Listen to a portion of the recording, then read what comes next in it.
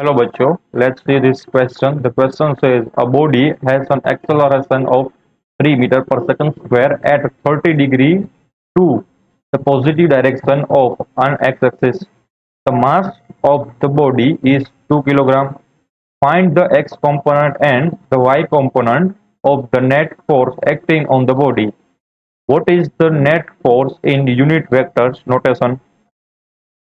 तो हमें फाइंड करना है किसी बॉडी पे जो एक्सेलरेशन है एंड उसका कुछ मास गिवन है एंड जो एक्सेलरेशन है ना वो एक्स एक्सिस से कुछ एंगल पे है। मान लो कि यहाँ पर मैं फ्री बॉडी डायग्राम बनाते हैं, थोड़ा सा रफ डायग्राम बनाता है, ठीक है। यहाँ पर एक्स एक्सिस है ये वाली, इसको लिख देता हूँ एक्स। अब जो पार्टिकल है, मान लो ये वाला पार्टिकल है ऐसा, इसका मास एम है, वो में गिवन है। एंड जो एक्सेलरेशन है ना वो इस डायरेक्शन में ऐसे है, इसकी वैल्यू गिवन है 3 मीटर पर सेकंड स्क्वायर। एंड जो एंगल बन रहा है उस दोनों के बीच में एक्स एंड ये जो एक्सेलरेशन है वो है 30 डिग्री एक्स एक्सिस के साथ। एंड वैसे भी यहाँ पर भी वाई डायरेक्शन में ड्रॉ करता हूँ, तो ये है वाई डायरेक्शन। तो हमें फाइंड करना है कि जो x component and y component है किसका, find acting on force, force का, ठीक है। तो फोर्स का एक्स कंपोनेंट वाई कंपोनेंट बताना है एंड देन उसको वेक्टर फॉर्म में दिखाना है। तो यहाँ पर जो की कॉन्सेप्ट लगेगा, की कॉन्सेप्ट वो क्या होगा, पहला तो ये होगा कि न्यूटन फोर्स लॉ लगेगा, ठीक है, न्यूटन फोर्स लॉ, जो कि बहुत सिंपल है। एंड सेकंड वन क्या है, वेक्टर फॉर्मेशन या फिर वेक्टर अलजेब्रा। इन दोनों कॉन्सेप्ट को आपको यूज करना आना चाहिए। पहला तो है वो है न्यूटन फोर्स लॉ का यूज करेंगे। तो न्यूटन फोर्स लॉ क्या है, तो एक हमें पता है एफ इजिकल टू क्या होता है, एम ए होता है, तो ये तो होगा ना न्यूटन फोर्स लॉ। अब ये सिंपल फॉर्म में है, इसका वेक्टर फॉर्म क्या कर लेंगे, यहाँ पर वेक्टर लगा देंगे, right? तो हम ऐसे भी लिख सकते हैं इसको, mass time acceleration x x direction plus acceleration in y direction, तो ये होगा न्यूटन का force law in vector form. अब हमें क्या फाइंड करना है, सिर्फ एक्सेलरेशन का एक्स कंपोनेंट है, एक्सेलरेशन का वाई कंपोनेंट, ठीक। तो यही तो हो गया vector and Newton force law in vector vector notation. And second one क्या है, वेक्टर अलजेब्रा। अब वेक्टर अलजेब्रा क्यों, क्योंकि हमें पता है कि किसी भी वेक्टर हमें गिवन हो न उसका एक्स एंड वाई कंपोनेंट लिखना हो तो हम कैसे लिख सकते हैं, वही हमें वेक्टर अलजेब्रा में हम सीखे हुए हैं। तो दूसरे पेन से हम मान लो कि जो ये ए है यानी कि एक्सेलरेशन है, उसका एक्स कंपोनेंट कितना आएगा, तो हमें पता है कि जो भी एक्सिस के साथ हमें एंगल गिवन हो वो एक्सिस हो जाती है कोस थीटा की एक्सिस। आई मीन हम ऐसे ही लिख सकते हैं कि जिस एक्सिस से एंगल बना रही हो, मान लो कि थीटा एंगल है, ठीक है, इसको मैं एज्यूम करता हूँ थीटा एंगल, तो वो उस साइड का कंपोनेंट में कोस थीटा आएगा, ये बोल रहा हूँ। तो एक्स डायरेक्शन में जो एक्सेलरेशन का कंपोनेंट में लिखता हूँ वो होता है एक्स। एंड एक्स की वैल्यू क्या होती है, वो कंपोनेंट यानी कि ए, सॉरी वो vector A times cos theta, यानी कि जो हमारे पास वेक्टर है एंड एक्स एक्सिस के साथ उसका कितना एंगल है, ठीक, उसका रिलेशन ये आ गया कि A times cos theta. And again यहाँ पर जो वाई कंपोनेंट होगा उसमें क्या आएगा, साइन थीटा आएगा। तो vector A into sine theta, तो ये हमारा वाई कंपोनेंट बन जाएगा। तो आप याद क्या रखोगे, जिस भी एक्सिस के साथ वो एंगल बनाएगा उस एक्सिस में कोस थीटा आएगा, राइट। तो यहाँ पर मैं लिखता हूँ नेक्स्ट स्लाइड में कि एक्स कितना बनेगा, एन ए वाई कितना बनेगा।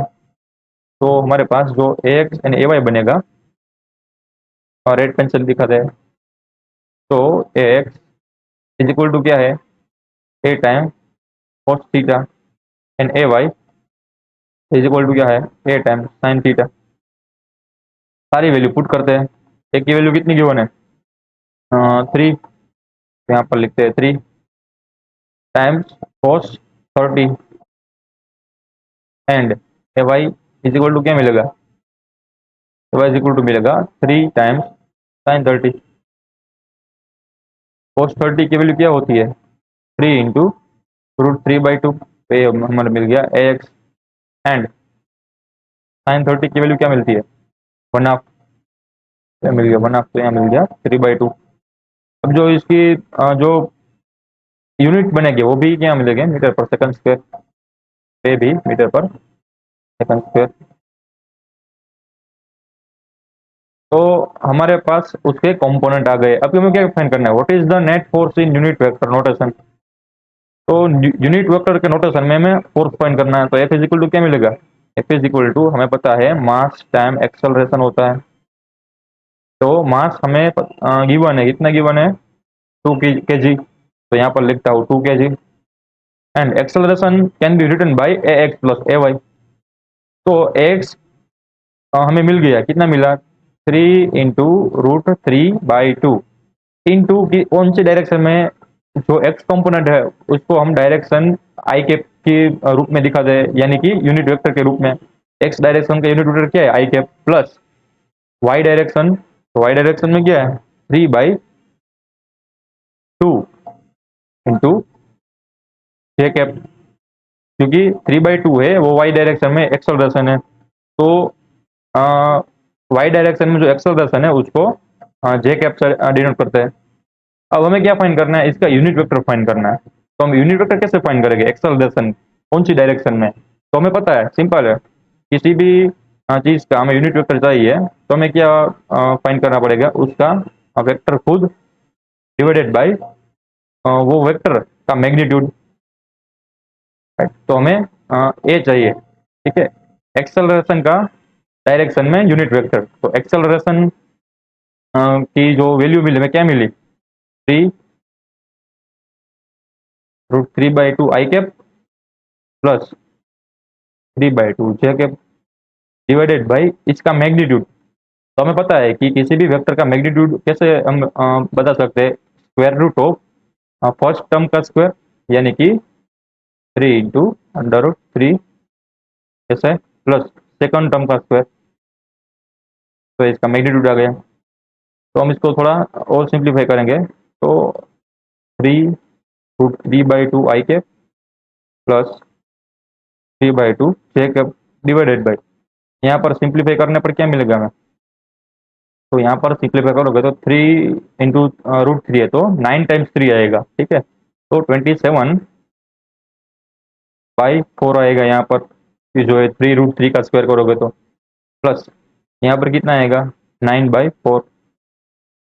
तो चलिए इसे नेक्स्ट स्लाइड में देखते हैं। तो हमारे पास जो एक्सेलरेशन की डायरेक्शन में यूनिट वेक्टर आया वो क्या आया, 3 √3/2 आई कैप प्लस 3/2 जे कैप। अब डिनोमिनेटर में क्या आया, डिनोमिनेटर में डायरेक्ट हम ऐड कर देंगे, क्योंकि एलसीएम लेने की कोई रिक्वायरमेंट है नहीं। 27 + 9 is equal to 36, 36 divided by 4। तो यहाँ पर 4 सिंप्लीफाई करने पर यहाँ पर मिलेगा स्क्वायर रूट ऑफ 9। अब फर्दर यहाँ पर लिख देते हैं ऐसा, 3/2 चेक। अब स्क्वायर रूट ऑफ 9 क्या होता है, 3 होता है, तो वापस से ये न्यूमरेटर में से 3 को कॉमन लेके हम इसको कैंसिल आउट कर सकते हैं। तो हमारे पास जो ये फाइनल मिला वो क्या मिला, यूनिट वेक्टर मिला, किस डायरेक्शन में, तो कि हमें जो एक्सेलरेशन गिवन है उसकी डायरेक्शन में। तो हम फोर्स को ऐसे लिख सकते हैं, force is equal to mass time acceleration. अब एक्सेलरेशन को मैग्नीट्यूड एंड उसकी डायरेक्शन के फॉर्म में लिखेंगे, तो हम ऐसे भी लिख सकते हैं, मास टाइम एक्सेलरेशन का मैग्नीट्यूड टाइम एक्सेलरेशन की डायरेक्शन। तो मास हमें गिवन है 2, एक्सेलरेशन का मैग्नीट्यूड गिवन है 3, एंड एक्सेलरेशन की जो डायरेक्शन फाइंड की वो हमें यहाँ से मिली। तो यहाँ पर लिख देते हैं √3/2 आई कैप प्लस 1/2 जे कैप। तो फाइनली हमें जो फोर्स की वैल्यू मिली वो क्या मिली, 6 × √3/2 आई cap plus 1/2 j cap Newton. देखो अब इस 6 को अंदर ले जाने की कोई रिक्वायरमेंट है नहीं, आपका आंसर आ गया। अगर ऑप्शन होता तो ऑप्शन के हिसाब से आप कुछ रीअरेंज कर सकते हैं, बट हमें क्या पूछा गया है कि उसकी जो यूनिट डायरेक्शन के फॉर्म में फोर्स को डिफाइन कीजिए, तो ये इसकी यूनिट डायरेक्शन आ गई, राइट। तो फाइनल आंसर जो question is F is equal to 6 into √3/2 I cap plus 1/2 j cap newton. I hope you understood it well. Best of luck.